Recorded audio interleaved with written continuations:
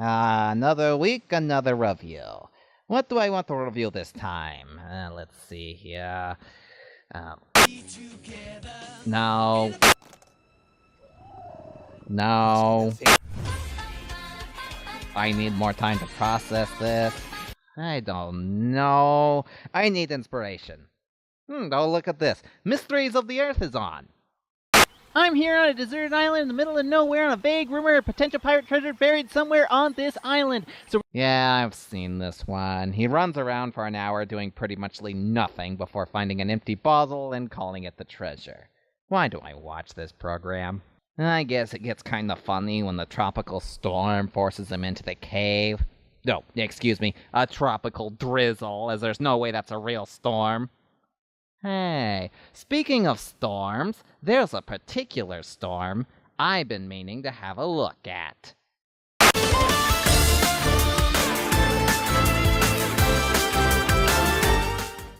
Greetings, the world of the internet. I am the great Matthew Squick, and welcome to Squirrel Talk Review. Zach Storm is, well, we're not really sure exactly. Whether you've seen pictures or taken a glimpse at the trailers, we've all been left wondering, what am I looking at here? What am I looking at here? A kid with a talking skull. Viking. Fish. Fish girl. Green! Who is responsible for this strange brain fart of a program? Why, that would be the French. Good thing, because I apparently like French stuff. But more importantly, how is it they try and explain, well, this? Easy. Actually, 2 words. The Bermuda Triangle. I know that was 3. Yes, that weird superstitial area in the world that's been known to make ships and planes disappear and be filled with strange sightings. This is where it all goes. If you get gobbled up by the Bermuda Triangle, you get dumped into this pirate-themed mid-dimension thingy where all kinds of strange people come together to form a civilization. Of course, Zach seems to be the only one that has a Viking, fish girl, and alien in the place, so I guess it's really not that diverse. It's still a weird-looking show, but it does a decent job of explaining its bizarreness. So the plot, Zach, the main boy, is stranded here and wants to find a way home. Or just go around and play pirate. He's, 10, 12, so he's doing whatever the heck he wants. That's the show, and I found myself both baffled and intrigued, so I decided to have a look. This is Zach Storm, Morlock the Unstoppable. Theme song time! Zach Storm, Zach Storm, Zach Storm will always guide you, lead you. I'll be standing right by your side. Well, that was certainly catchy. And before we get started, I know I normally do the first episode of these things, but the 2-parter is focused, as it should, on explaining the lore and carefully introducing all the major characters. And it does a good job at that in introducing its weird plot.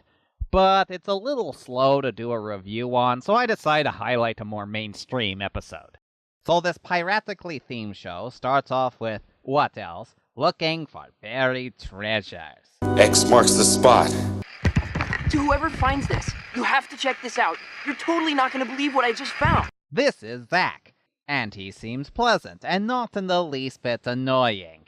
And since they're going to streamline out the rest of the characters, let's go ahead and cover them. Do all humans record their every move like Zach? We have Cece, the fish girl. Don't act like you've never seen a fish out of water before. Shut up! And as you might guess, the one always telling Zach to stop doing stupid things. Oh, and did I mention she's a princess? She's the only girl here. Of course she's a princess. Well, does a bear do his business in the woods? This is Clovis, and despite his looks, is only mostly dead.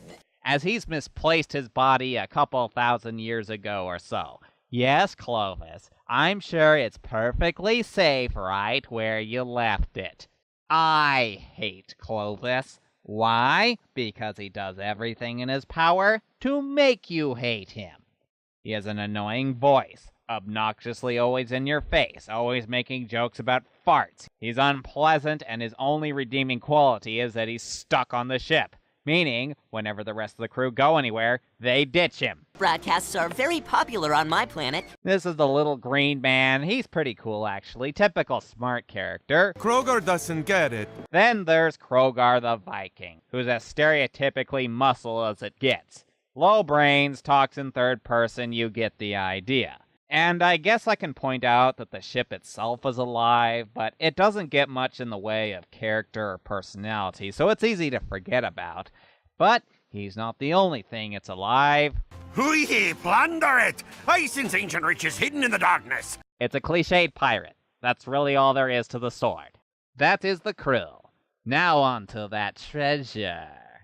The quest for adventure goes like many of these episodes. We must formulate a sensible strategy to move forward. So he jumps headlong to a cave filled with who knows how many deadly traps. The end. Okay, fine, so that doesn't happen. But he does find some skelly thingies digging up an old box. And thus it's time for action. Calibrat, give me the Eye of Sinnoh!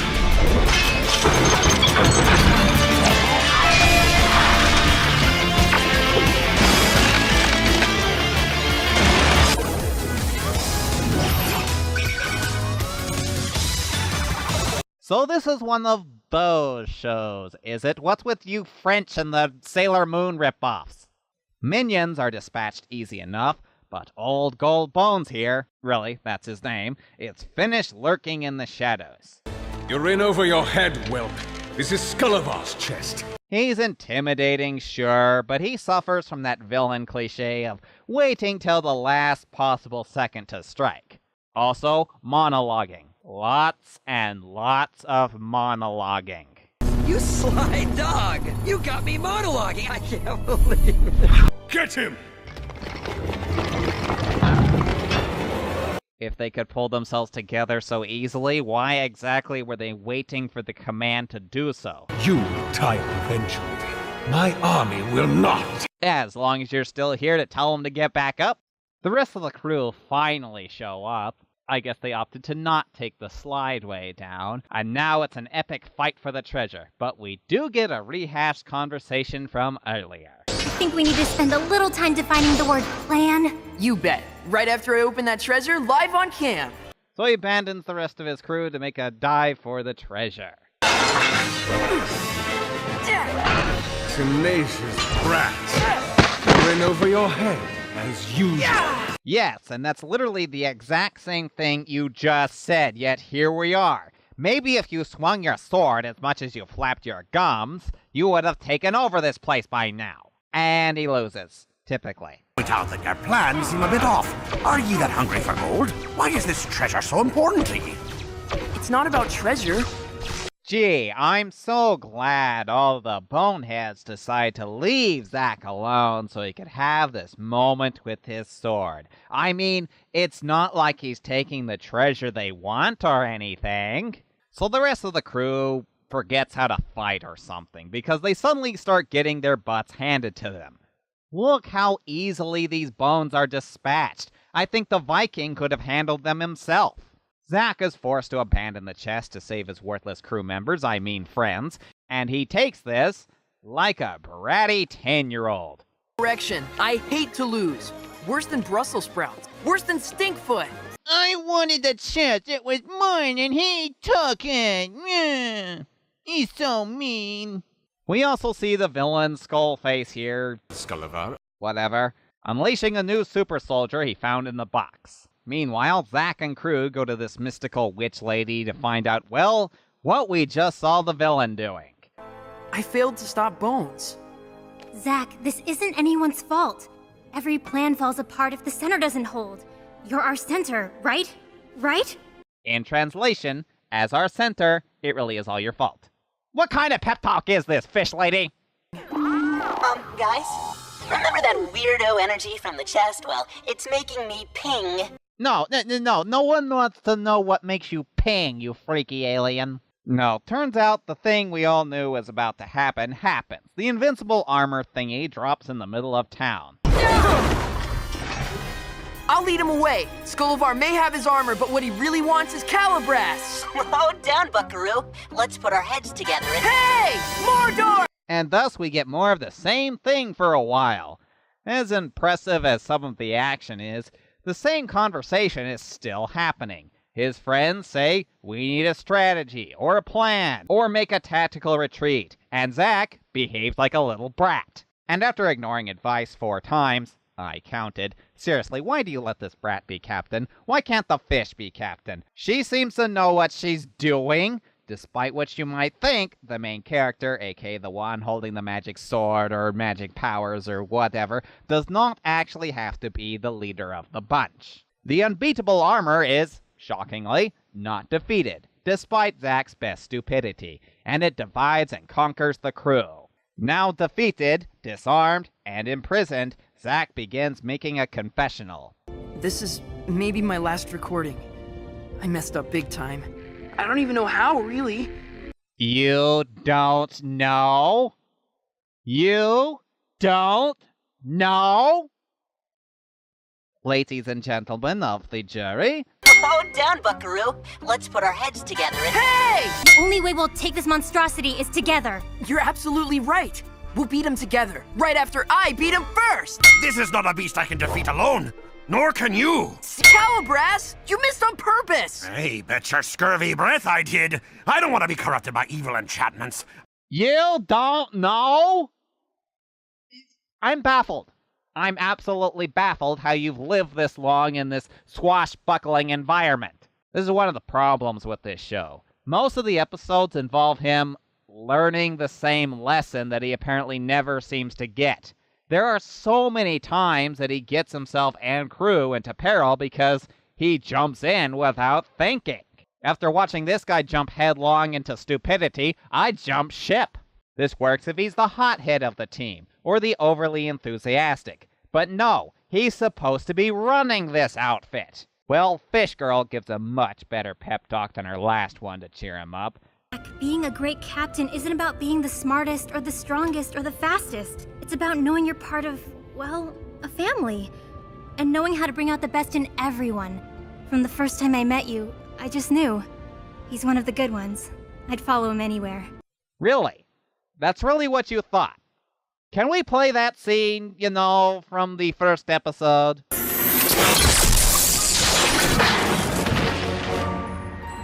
You've no right to wield Calibras, street rat! Well, at least now we know what she was really thinking. Meanwhile, the bad guys are trying to get the power from the sword. What the 7 eyes? Spit them out! How's that plan working out for you? And Zack finally decides to come up with a plan. And make sure you're paying attention, because it's a highly thought out and complicated plan. Stage 1. Taunt the enemy, hoping he'll take Kroger, and hopefully threaten to throw him overboard. Hoping that it's not instead of stabbing him or squishing him, in exchange for the sword's power. Step 2. Pretend to wuss out and ultimately get yourself thrown overboard instead. Hoping you're not instead getting stabbed, shot, or squished. Stage 3. Hope to God Clovis and the ship that you had no way of contacting were discreetly following you, ready to bail you out in case you were dumb enough to get tossed into shark-infested waters. What a plan. Do you know the main problem with this plan? There's too much hoping things go exactly right. This is like super villain level of plotting. If he's capable of such planning, why doesn't he utilize this all the time? There is a difference between a well-executed plan and accomplishing a goal through a fluke. A very convincing execution of Phase 1 of our plan, Captain. No! You said you had a plan. Just because you got what you wanted doesn't mean that your plan works. Knowing this kid, his plan was probably escape, get sword, rescue everyone. You're confusing goal and plan. So now more action takes place as the bones are bulldozed out of the way. Seriously, why were you having so much trouble with them earlier? Forcing the invincible armor to divide and conquer again. But Zack shoots it with fire, which turns out to be its weakness. So much for being invincible. Trapping it in rock and tossing them into the sea. Separated from the torso, the Morlock limbs are still indestructible, but vulnerable to entrapment in magma, which upon hitting the water cools into a mass of rock. Go science! It sounded smart, so therefore it works. Together we stand. Divided, he falls! Yeah! Excuse me, have you all forgotten that you're still on the enemy vessel heading into the enemy stronghold? We did it! This is far from over. Oh good, just checking. By the way, where have you been? You only conveniently show up when the dust settles. They make an epic escape, and end off with one of those cheesy laughy bits. Room brain! I hate you, Clovis. That was Axstorm, and it, well, it tries. Let's put it at that. Part of me really wanted to like Zack Storm, and I guess that part of me still kind of does. But there's a lot you have to look past. A cliched group dynamic, Zack's tendency to be overly childish, inconsistent plot points, and Clovis. Just Clovis in general. He's always making snarky comments and in your face, except when you need him to be. If the crew happens to find a cursed amulet in a future episode, I certainly hope you'll warn them right away instead of keeping the information to yourself until the last minute, you nuthole of a ghost! I hope you're trapped on that ship to the end of time. But despite its many flaws, it does have its charm. The animation is pretty and the action scenes are plentiful of fun, and leads the way to some epic adventures. The characters, while a part of a cliched group, are pleasant to be around and root for, minus Clovis. So I can't really say if this is a show for you or not, as there's plenty good and bad. But I say if you've had your curiosity piqued, then you should go check it out for yourself. I am the great Matthew Squeak, and this is Square Talk Review. I thank my loyal subjects for watching. Please like and subscribe to my videos. Also check out any other videos I may have lying around. Also support the channel on Patreon over here. Really helps the channel grow.